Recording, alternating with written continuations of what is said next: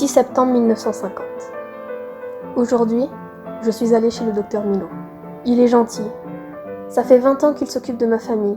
Il a vu mes enfants naître. Je lui ai parlé de ma sœur, Vivi. Je lui ai dit qu'elle était enceinte. Il m'a regardé silencieux. C'est lui qui a annoncé à Vivi que son mari était mort dans l'accident de voiture du Pont-Neuf, il y a tout juste 1 mois. Le docteur Milo et moi, on se comprend. Mais ce coup-ci, il ne voulait pas trop comprendre. Je lui ai dit que Vivi ne pouvait pas garder cet enfant. Elle ne sait pas comment elle va l'élever. Elle n'avait pas prévu cette grossesse, et son mari n'avait pas prévu de mourir. La pauvre Vivi. Elle me dit qu'elle est à bout, qu'elle ne pourra pas élever ce petit. Que 6 bouches à nourrir, ça fait beaucoup quand on est veuve. Il fait mine de ne pas entendre pendant un moment, jusqu'à ce que je lui dise que ce bébé serait placé dans un orphelinat. Il m'a juste dit de soutenir Vivi dans cette épreuve et qu'il ne pouvait rien faire. C'est quand je me suis levée pour sortir qu'il m'a pris la main et m'a dit calmement de revenir ce soir, seule. Je reviens du cabinet, il est déjà tard, les enfants dorment. Le docteur m'a reçue ce soir et nous avons parlé de Vivi. Il ne voulait pas en discuter pendant la journée car les murs ont des oreilles, comme il dit. Il m'a expliqué que sans une fausse couche, Vivi ne pourrait avorter de façon légale. Il m'a dit ce qu'il fallait faire pour provoquer la fausse couche et m'a donné de quoi désinfecter le matériel. Il prendra en charge ma sœur dès qu'elle aura les premiers saignements. Que Dieu me pardonne, qu'il veille sur Vivi. 9 septembre 1950. Vivi a été hospitalisée, elle a perdu l'enfant. C'est ce qu'elle voulait. 20 octobre 1950. Le docteur Milo me demande de provoquer une fausse couche sur une jeune femme de 15 ans. Elle a été violée par un homme de sa famille. J'accepte de le faire. Je sais que je risque la peine maximale pour ça, mais je ne peux pas laisser cette gamine comme ça. 6 janvier 1951.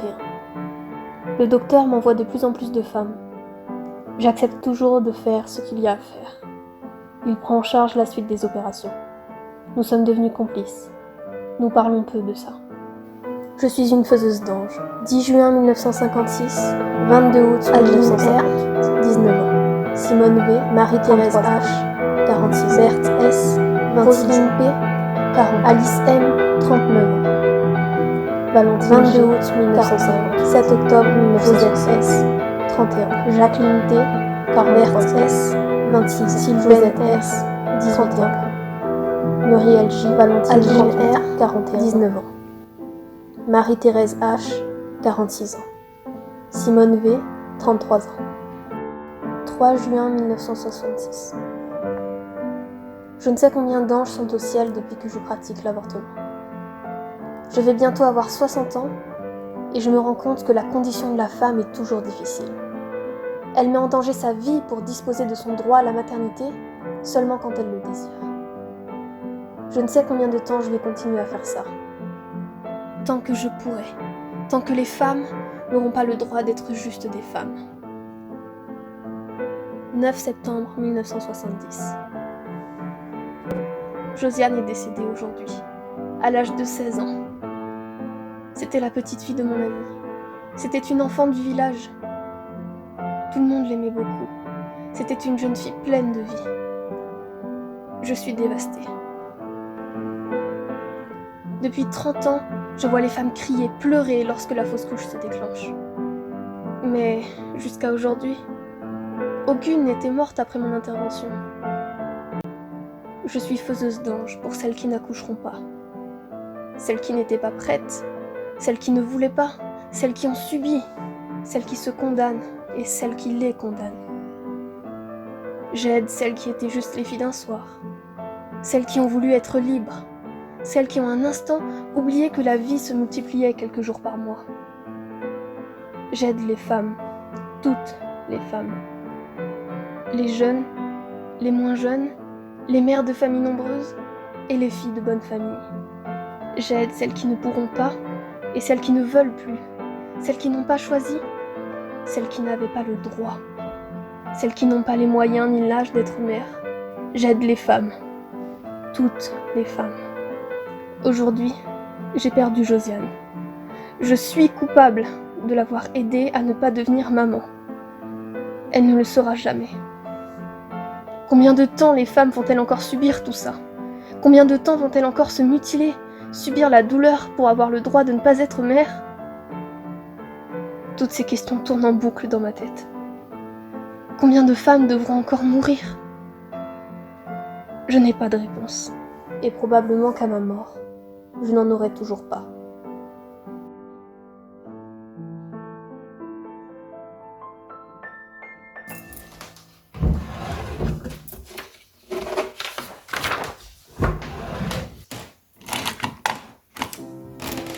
Chère grand-mère, c'est moi.